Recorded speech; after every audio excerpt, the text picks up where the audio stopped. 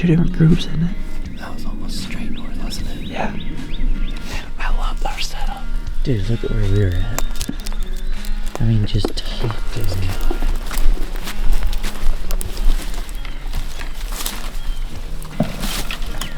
Like a woodpecker, I thought.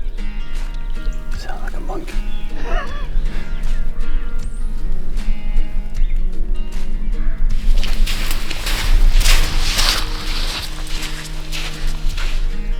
They're pointing.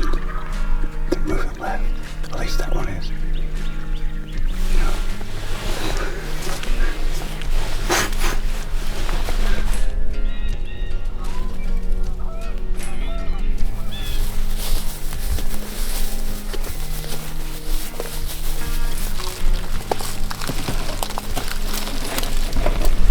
Dude, are you kidding me? You stoned.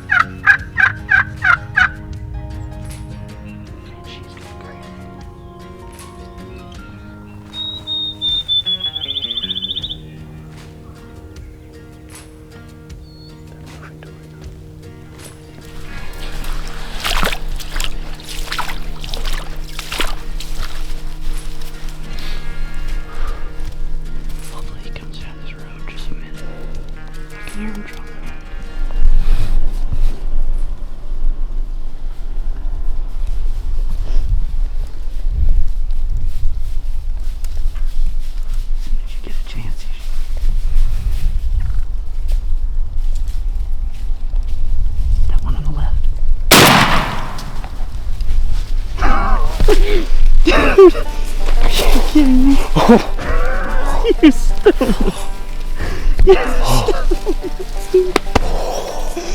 Great shot. Let's go get him. He's dead, son.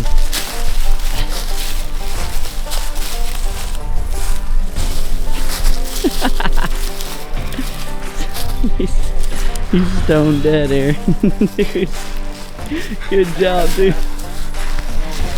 Oh my god. Oh, hell yeah, brother. Did you see him? Were you there? Hey, come flying. 3 of them. I'm speechless. Normally I'm not speechless. I always got some type of joke or something, but... Congrats, man. I'm pumped for you. That makes it more fun to kill rather than killing right off the roost on the first morning. Yeah, maybe I can experience that some other time. But at least now I got one. Check the box. My name's Aaron Evenson. I was brought here today from Alabama with Operation Impact 22. Clay reached out and gave me a call and gave me wonderful news I've had in a very long time. Said I was this opportunity to come shoot a bird. To many, maybe a turkey is nothing, but it's actually a lot to me. It's something me and my dad talked about, and he's since passed away. The folks here, thank you to the landowners that put this on, Midwest Whitetails, for hosting this, for Clay, Matt, Jared, Max. It's been phenomenal. I learned a lot. Each time we went out, we hiked a lot. Body's hurting, but spirit's rejuvenated. I feel grateful, and there's many thoughts and feelings when everything just came to fruition tonight after we pulled the trigger on this beautiful bird.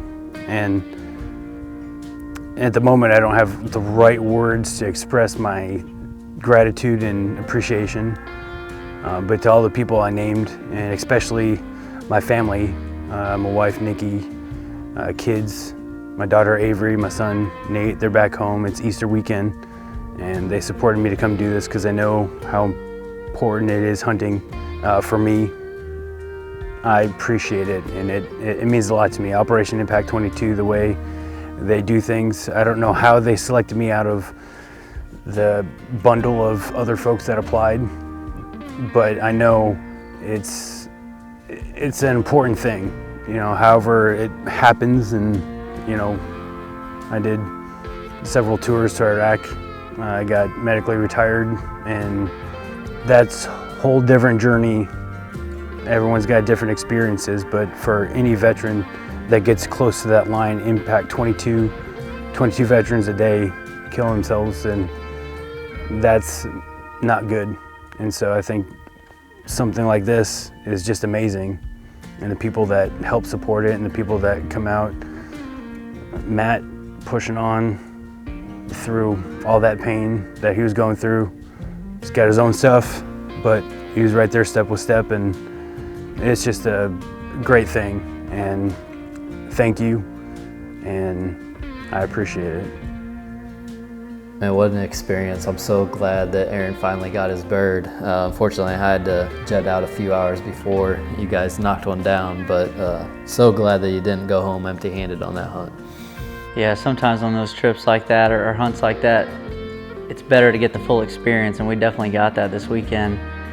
I think we put in somewhere toward 15 miles, maybe even a little more in those 2 days. So we got some sore calves and sore backs, but it really makes it all the more worth it. You know, at the end like that, he got to see a lot more country than if we would have just killed right off the roost the first day. So yeah, for sure. It was just such a cool experience. I mean, you had the opportunity to be with these guys in Operation Impact in the fall on the deer hunt. This was my first chance to get involved, and just such a cool experience hanging out with those guys. Max and I were just talking, you know, Aaron expressed his gratitude for him being able to take part in this hunt. It just, in our minds, it kind of seems silly, like we're the ones that have all the gratitude in the world to these guys. You know, we couldn't take them on enough hunts to pay them back for what they've done for us and for this country. So truly an experience that I will value for a long time. I mean, these guys have become friends of yours over the past 6 months or so, however long it's been. But just such good guys, so crazy and cool to hear their stories, and just to get to spend time with them. And ultimately too, you know, being outdoors, you can tell that's their thing. I mean, they're just like you and I. Like, they value that time hunting. They value just how important it is to their lives, and that was what really shined through just hanging out with all those guys. yeah, it's true therapy for those guys, and myself and yourself included. We got to stop by Owen's cabin last night with Aaron and Matt and show them around some of the mounts, and we were sitting around the fire, and Owen kind of asked me my feelings on it, and Jared kind of hit the nail on the head. But I truly believe, and I told Owen this last night, I mean, I would gladly donate my entire spring, I'd gladly donate my entire fall to such a worthy cause. I mean, it really is incredible what Clay and the guys at Operation Impact are doing. And what's even more incredible is how many guys, or how many veterans there are that they've already helped, but their mission is to help everybody. So, I mean, they're just so early into their fight. I believe the organization is only a few years old, so it's so exciting for me and the rest of us here at Midwest to be a part of something and join forces with guys like that have plans for a long future and helping a lot of people. Yeah, huge thank you to all those guys, Clay and Kenneth and Matt. We truly enjoyed our time, and hopefully it's something that we at Midwest Whitetail can be involved in for a long time to come. So if you have interest in getting involved, we'll link their info below, OperationImpact22.com. You can donate, you can see what events they're involved in, you can find ways to get involved yourself, reach out to them. Just very, very good guys doing a very good thing. So we appreciate you guys watching that segment.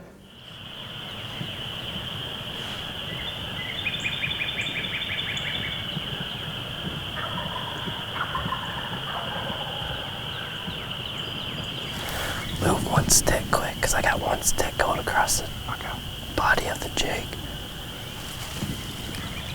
Alright, it's opening day here in Iowa. It's just starting to get light. We got quite a few birds gobbling. Grant and I both have our bows. Hopefully we can get a couple to come down here.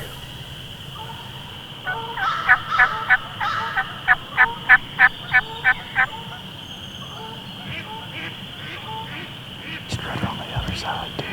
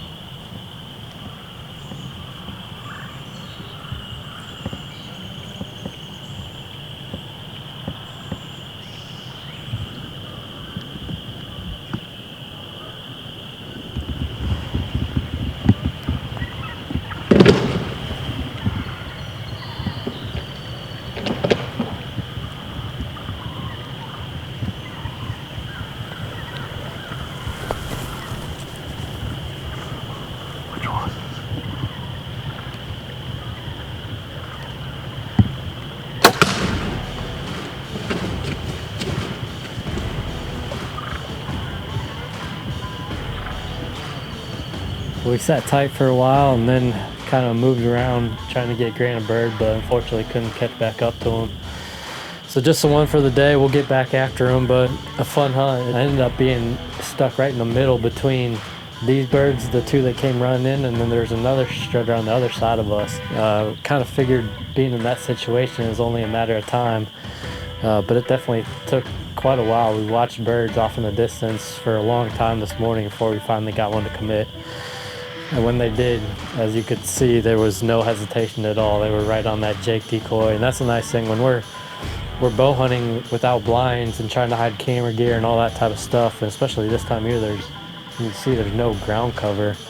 Having that decoy take their attention off of us, you know, they were worried about whooping up on that Jake, which allowed me to get to full draw and make a shot. So another fun morning, good opening day here in Iowa, and hopefully just the beginning of a good spring. All right, guys, now that turkey seasons are open all across the country and having turkey hunts on this episode, I figured it'd be a good time to answer some of the more commonly asked questions I get this time of year, and that's in regards to bow hunting turkeys. So I figured I'd lay out, I haven't done this before, I'll lay out everything that I do and everything that I've learned, more importantly, over the years. I've been bow hunting turkeys for I think 10 or 11 years now, and have had plenty of trial and error throughout the years. Have learned a lot of things the hard way, and I'm now at a point where I'm pretty comfortable doing it. And I'll talk about bow hunting in general for turkeys. I'll probably focus a little bit more on what I do now, and that's hunting without a blind and some of the things you gotta keep in mind when just more or less running and gunning for turkeys with the bow. But I'll talk about some things in general that can be applied whether you're hunting in a blind or outside of a blind. I remember my very first turkey kill, I think it was in 2011. Greg Clements and I went out to Nebraska and we each killed a bird in the snow. And I became hooked on bow hunting turkeys around that point. Turkey hunting in general is still a little bit of a time passer for me in between deer related activities, but I've grown to really like the bow hunting aspect, and I've grown, of course, love taking people, but also love trying to add to the challenge of it, which is why I really focus on hunting, without a blind and hunting with a bow and all that type of stuff now, just to make it a little more exciting and challenging. But again, like I said, I've learned a lot of things over the years, and I did a lot of things wrong in those early years. Some of the biggest things for me was, shot placement and either rushing the shot or just not waiting for the right angle, and it actually caused me to wound a lot of birds in the early days when I was trying to figure it all out, and that ate at me. I actually went through a period where I stopped shooting turkeys in the body. I didn't want to switch back to just gun hunting. I wanted to keep bow hunting, but I didn't want to wound any more birds, so I went headshots or nothing. So I was bow hunting just on headshots because I knew I'd either get a clean kill or I'd get a clean miss. And so I probably did that for a couple years, and then I started just being more patient on the body shots and really figuring that out, and that's helped a lot. I haven't wounded a bird in quite some time now, just because I've had more discipline on waiting for the right angle. Again, your aim point on a turkey is just so small that you have to just really focus on where you're supposed to hit, and have a really good understanding of a turkey's vitals as well. Depending on, their quarter strut, half strut, full strut, those vitals can appear a little bit different inside the body. They're not actually changing position, but because of how much feathers and everything is changing on the bird's strut position, it can appear in a different spot. So really being diligent about understanding the vitals and where you're supposed to aim depending on the orientation of the bird is really important. And there's a lot of good resources out there for where to specifically to aim. I won't get into that, but I will tell you my favorite position, what I try to wait for the most, is when a bird is quartering to just slightly and in some type of strut position, whether it's half strut, 3/4 strut, full strut, some type of strutting position, and that basically creates a bullseye right here on their side. It's where the feathers kind of come together and form a little triangle. That's a perfect little aiming spot. You hit that spot, that turkey's not going anywhere. So that's one I wait for. And one thing to keep in mind for that, I say I wait for that, it's all about patience, right? Sometimes we get so excited and we start rushing, a turkey comes in, flying into the decoy, and they're moving around. You feel like you gotta get a shot off while he's right there. Just take a breath. If the turkey is on your decoy and focus on that, you have time. That's one of the biggest things I learned, is not to rush the shot. I rushed a lot of shots early on just because I felt like I had to do it before he got away. That turkey will eventually settle down right there, especially if he's strutting. We've all seen turkeys, they sit there and they spin around and spin around. It may take a little while, but being patient until you get the shot that you want. It's likely gonna happen unless the bird's spooked or something. If he's on the decoys, you have time, and just be patient. One of the first things is the bow setup and arrow setup. With regards to bows, I typically, this is the new Hoyt Venom Pro, I typically just use my deer hunting bow. I know some guys actually have a lower poundage turkey bow that they'll use, because one of the keys is you don't need the penetration with turkeys. In fact, it'd be better if your arrow didn't zip right through the turkey, because if you make just a little bit of a less than ideal shot, you want that arrow sticking in there, and as that bird's either trying to fly or running, that arrow's ripping things up inside and doing more damage. You got to keep in mind that your target on a turkey with a bow is so small. I mean, usually it's the outside, about the size of your fist right here on the outside, and so making a really good shot is a challenge. And so if you just miss that a little bit, you want to give yourself every little advantage, and that's having the arrow stay in there. So don't go crazy on trying to maximize your poundage if possible. Like I said, I just use my deer setup, but where I change things up is in the broadhead category. For a broadhead, I've used a lot of them over the years, and I know a lot of guys, in general, broadheads are a personal preference thing, and a lot of guys will use what they shoot deer hunting, and that's okay, that works too. I've used deer broadheads, but there are companies that make turkey specific broadheads. I know some of the guys like shooting the Rage, I think it's like the Turkey Extreme or Extreme Turkey, something like that. It's got 2 barbs on it, which helps stop the penetration. It gets in there and really grabs a lot and keeps that arrow from shooting through. I've used that and have had good luck with it. The broadhead I gravitate towards most is made by NAP. It's a little 3-blade broadhead called the NAP Gobbler Getter. And what's unique about this design is it's got like a bullet tip rather than most broadheads that have a real razor sharp tip for cutting. This one provides that knockdown power, so you hit where you're supposed to and the turkey just folds. I've had just really good luck with this broadhead, and that's kind of what I gravitate towards. It's a little 3-blade cut. But like I said, there's a lot of personal preference among that. I've killed turkeys with a lot of other broadheads as well. This just seems to be my favorite just because of the knockdown power of it. It doesn't just zip right through them. Another thing that's important on your bow setup is having a little bipod on here. So when you're sitting on the ground, you you want to be comfortable, hands-free, have your bow at the ready rather than laying across your lap or laying in some brush or something. This just keeps, you have arrow nocked, ready to go. This is the new bow sticks from Hoyt, and I just got these in the mail a couple days ago, well, right after the hunt that you watched. So this, I haven't used these yet out in the field, but I've used a lot of different bow bipods, and this one seems to be a really good design. But having a bipod is extremely important when bow hunting turkeys. Whether you're in the blind or out of the blind, you want your bow to just be ready and you're just not falling over, knocking your arrow off the rest, stuff like that. All right, so let's get into the setup a little bit. One thing is really important when you're outside of a blind is being comfortable on the ground. I like to use these little chairs. I think they're called turkey lounging chairs or turkey loungers. They sit really low to the ground, but it's way better than sitting on the ground or on your knees. You can get stuck into some uncomfortable positions, and we've all been there where your leg starts to fall asleep or something, and not moving around, not having that happen to you where you're uncomfortable and have to move is really important, because I mean you could have a turkey hang up for a while, and we all know how good their eyesight is. So be comfortable where you're set up, but because you're trying to still draw your bow back, you're not just aiming a gun, you need to be in a comfortable sitting position, and these chairs will help keep you in it.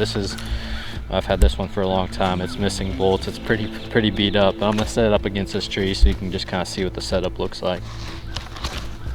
You can see how low to the ground they sit, so they keep you pretty low profile, pretty hidden, but they're comfortable.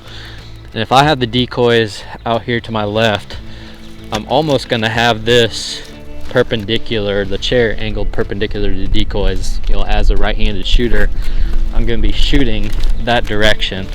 So you're drawing this way. Don't face it towards your decoys. Face it basically 90 degrees from where your decoys are. Chair this way, decoys that way. Another thing to keep in mind too is cover. So a lot of times what we'll do, and keep in mind we also have to hide a cameraman, camera equipment, all that. But even if you're by yourself, having some cover, either back cover or front cover or both, it would be ideal. Of course, keep your shooting lanes clear, but if you can take some cedar branches or some oak branches or something with some cover and stick them in front of you, it's ideal, or just find a good spot. Another thing that I've been doing recently is using face paint. I've ran into some trouble running a face mask over the years with finding the anchor point. I hate bow hunting with a face mask on for that reason, but hiding your face, keeping everything camoed up, of course, is really important with turkeys. So lately I've been using face paint. Even though I don't love wearing it, it's effective for still being able to draw back and find your anchor point and be comfortable for the shot. All right, so you've got your setup, you got a good setup, you finally get a bird or multiple birds to commit into bow range, and this is where the fun begins. This is why I love doing this and why I'd recommend anybody to try it, being outside of a blind like this. It's just so intense having those turkeys right there, and the challenge of trying to get drawn back is the hardest thing. You're gun hunting turkeys come into range, the game's pretty much over at that point. But with bow hunting in this manner, the game's just begun. You have to get drawn on the birds and not have them start running off for you to be able to execute a good shot. And this is tough. I don't have a ton of really good answers for this, other than kind of the ideal scenario is you have a bird commit to the decoy, and if they're full strut fanned out, you wait for them to where their full tail fan is facing back towards you, the back of their tail fan, so they're facing away, and it covers their head. And that's the best time to get drawn back. And again, that's where having the bow on the bipod makes a big difference. It's ready to go right there. So it's just a quick little move back and you're full draw, and you just sit here and wait for that turkey to continue to turn into a good shooting position. That is the ideal scenario. Of course, it doesn't always happen. If multiple birds are into the decoys, I try to just pick out one bird where I can watch him wait for a good position to draw on him, because if he doesn't see you, even if the other birds see you, you usually still have time for a shot on the one bird that doesn't spook right away. And sometimes you have multiple birds, if they spook but the other ones don't, they'll settle down and they're all fine. Like on this most recent hunt that you watched, I kept my eye on the one turkey that he didn't cover his head completely, but he was facing away enough and his fan was up a little bit that I was able to come full draw and just keep my eyes on that bird. So it's a challenge. It's absolutely the hardest thing about doing it in this manner, but it's the most fun too. It makes turkey hunting really exciting. Having those birds right there, the intensity of trying to get drawn is a lot of fun, and it's one that I fail at more than I win at. You know, you just have birds catch you. Their eyesight's so good, and they live to see another day. But this is why I love doing it this way. All right, let's talk about decoy setup real quick. One of the keys to me is having a Jake decoy. I want the tom to commit all the way to the decoys. That's what I'm set up to shoot for. And usually I have the decoys about 15 yards. Keep it short, 15 to 20 yards. Don't give yourself too long of a shot. Again, your aiming spot is so small, the vitals are so small. Make it a chip shot for yourself.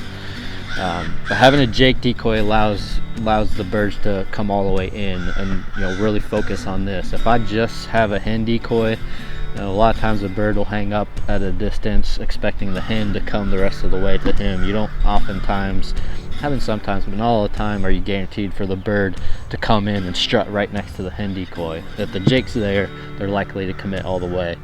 I usually run a Jake and then 2 hens. A lot of times, you know, I have a lay down here, and a lot of times I'll run another standing hen or feeding hen just a little bit further away.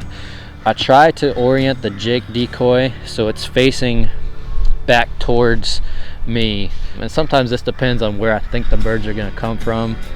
You know, if the bird's coming from this way, opposite where my chair is, I want to face it away from where the bird is going to come. I want that tom to circle around in front of the decoy. Usually that's what they'll do. They'll focus, or they'll circle back around in front of it, and that's when it's going to allow me that time to draw, when they circle around and their back is to me.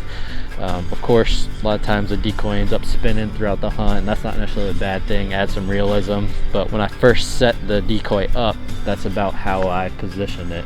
Sometimes it changes, but that's the ideal setup. Hopefully there are a few takeaways there and answer some of the questions. If you have more, feel free to reach out. If you haven't tried bow hunting turkeys or haven't tried chasing them without a blind, I'd highly recommend it. It's such a fun challenge and a fun way to chase these longbeards. We'll be, you know, doing it throughout the spring, but we're going to get back into the whitetail world next week. Continue to focus on some of these off-season projects we have going on. Appreciate you guys watching. We'll see you next week.